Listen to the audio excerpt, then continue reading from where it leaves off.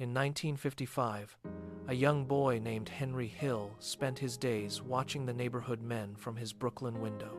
These men walked with confidence, wore expensive suits, and drove shiny Cadillacs that caught the sunlight. They were mobsters, and in Henry's eyes, they possessed a kind of power that nobody dared to challenge. Henry famously remarked that as far back as he could remember, he had always wanted to be a gangster.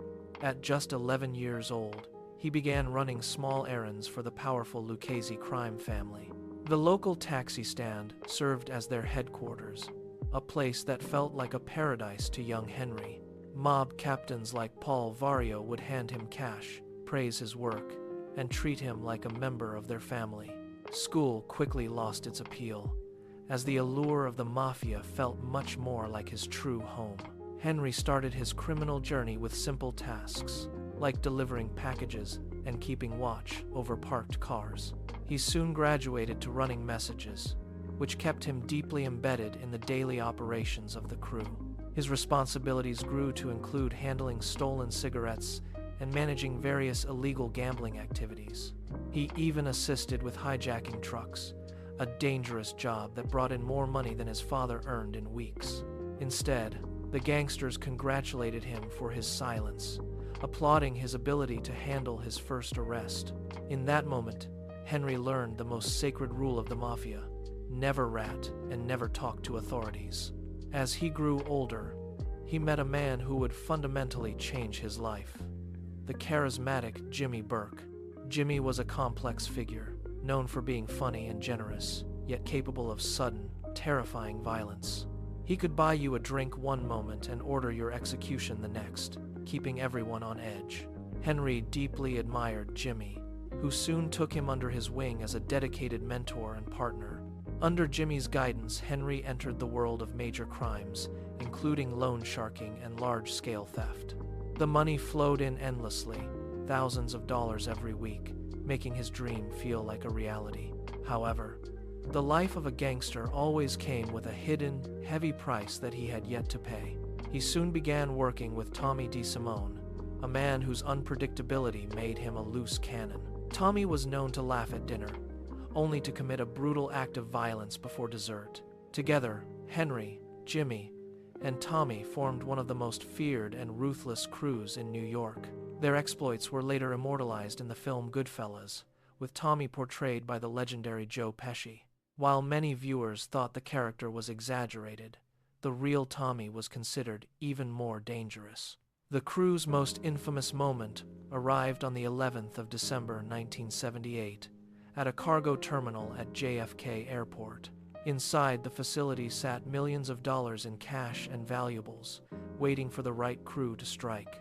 The target seemed impossible, but Jimmy Burke's team meticulously planned the heist of the century. The robbery, known as the Lufthansa heist, became the largest cash theft in American history. Nearly $6 million vanished overnight, with no alarms triggered and no dramatic shootouts reported. The criminals celebrated their massive windfall with luxury cars, expensive fur coats, and extravagant jewelry. Despite the success, Jimmy issued a strict order: stay invisible and do not spend the stolen money. Many of his associates ignored the warning, drawing unwanted attention from the police and federal investigators. Jimmy grew increasingly nervous as the investigation intensified, fearing that his crew would be exposed. Soon, people connected to the heist began disappearing, either found murdered or vanishing without a trace. Witnesses and participants alike were eliminated, as anyone who attracted attention became a liability. Henry watched in horror as his friends disappeared, realizing the celebration had turned into a nightmare. The men who once felt like family now looked like potential killers, and trust evaporated completely. Paranoia spread through the crew, and Henry knew that if Jimmy suspected him, he would be next. By the late 1970s, Henry defied the Mafia's rules by becoming deeply involved in drug trafficking. Many leaders opposed the drug trade because it brought too much heat from law enforcement agencies. Henry ignored these warnings, as the profits from cocaine and marijuana were simply too tempting. He was making huge amounts of money, but he was also becoming careless and living under constant pressure. Everything finally collapsed in 1980 when Henry was arrested on serious drug charges. For the first time, he faced the reality of spending many years behind bars in a federal prison. He knew the Mafia expected his silence, but he also realized they were not going to save him. Facing the choice between a long prison sentence or death, Henry made an unthinkable decision. He agreed to cooperate with the government, breaking the code of silence he had followed for years. The gangster who grew up worshiping the Mafia became a key witness against his former associates. He provided detailed information about crimes and operations, which was the ultimate betrayal to the mob. The government moved Henry and his family into the witness protection program for their safety. His old life vanished, replaced by new names, new locations, and completely new identities.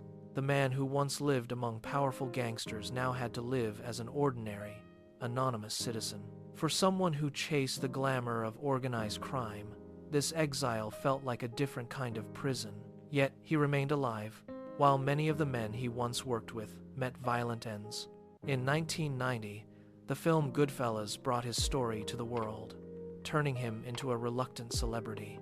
Henry Hill died in 2012, leaving behind a legacy that serves as a dark cautionary tale.